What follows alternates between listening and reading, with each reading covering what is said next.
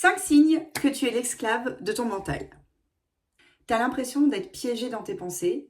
Je te donne 5 signes pour voir si tu es vraiment l'esclave de ton mental et des techniques pour pouvoir t'en libérer. Premier, tu rumines sans cesse tes pensées. Sans cesse, tu es tout le temps dans ton cerveau à ruminer en plus la même pensée tout le temps, la même chose, la même situation, la même phrase que tu aurais dû dire, la même phrase qu'on t'a dit mais qu'on n'aurait pas dû, et tu es en train systématiquement de ruminer les mêmes pensées. Une technique ultra puissante. Je t'invite vraiment à noter, à prendre un cahier ou ton smartphone et à noter par exemple toutes les heures à quoi tu es en train de penser. Et tu vas voir que le fait de regarder toi-même par toi-même et de voir tes notes où tu te rends compte qu'en fait, ça fait 15 fois que tu as noté la même chose et que toutes les heures tu penses à la même chose, tu vas voir que déjà il va y avoir un impact et tu vas te dire « Merde, peut-être qu'il faut que je passe à autre chose ».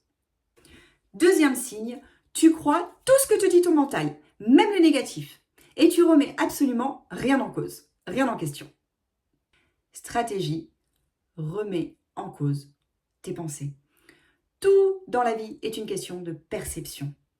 Nous sommes, je crois, 7 milliards d'êtres humains sur Terre et figure-toi qu'il y a une étude scientifique qui a prouvé que nous avons 7 milliards de manières de penser différentes et de visions du monde différentes.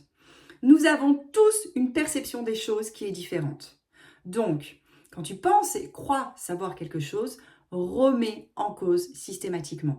Ce qui fait qu'on souffre dans la vie, ce n'est pas le fait de la situation, c'est la perception que l'on a de la situation. Donc, remets en cause, quand tu as une pensée négative dans ta tête, remets en cause en te disant « Ok, est-ce que cette pensée, elle me fait du bien? Est-ce que cette pensée, elle m'aide à atteindre mon objectif ou pas? Si cette pensée t'aide à atteindre ton objectif, go, vas-y, c'est une bonne pensée. Si cette pensée te bloque vers l'atteinte de tes objectifs, c'est qu'elle n'est pas bonne. Et je peux t'assurer que dans ces cas-là, soit c'est une croyance, soit c'est une peur, soit c'est un trauma, mais en tout cas, c'est pas quelque chose qui va t'aider. Franchement, tu peux la remettre en cause.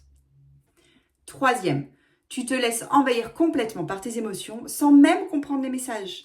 Une émotion, elle n'est pas faite pour durer. Une émotion, elle est faite pour rester 10 secondes.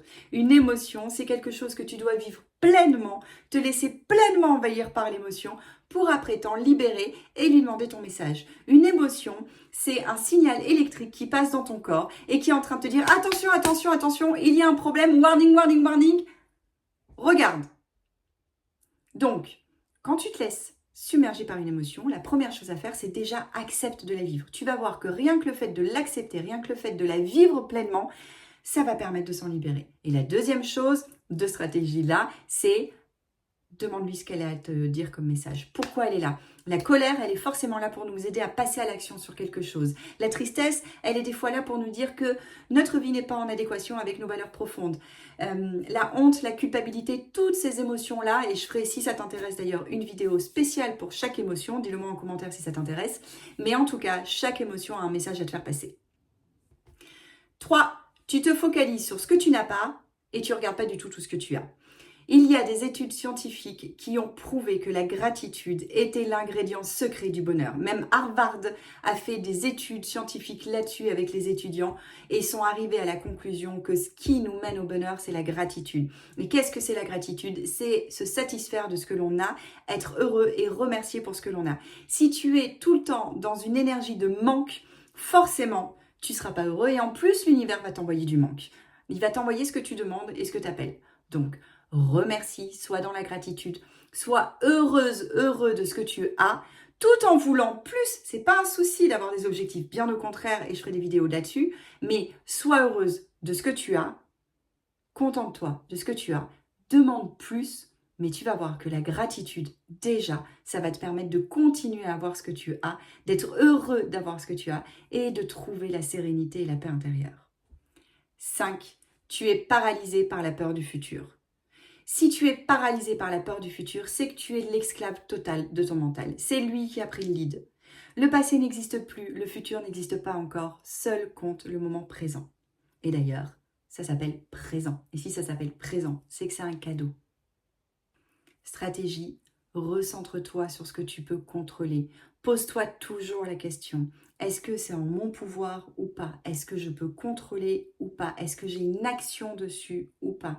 Pose-toi la question si dans 10 ans, il y aura toujours des conséquences sur ça ou pas. S'il n'y a pas de conséquences dans 10 ans, laisse, passe à autre chose. Recentre-toi, mets-toi dans la gratitude. Ne sois plus l'esclave de ton mental. Reprends le lead sur ton mental. Et si tu veux plus de conseils, abonne-toi. Et si tu veux même des vidéos spéciales sur un sujet en particulier, mets-moi en commentaire, je serai ravie de te la faire.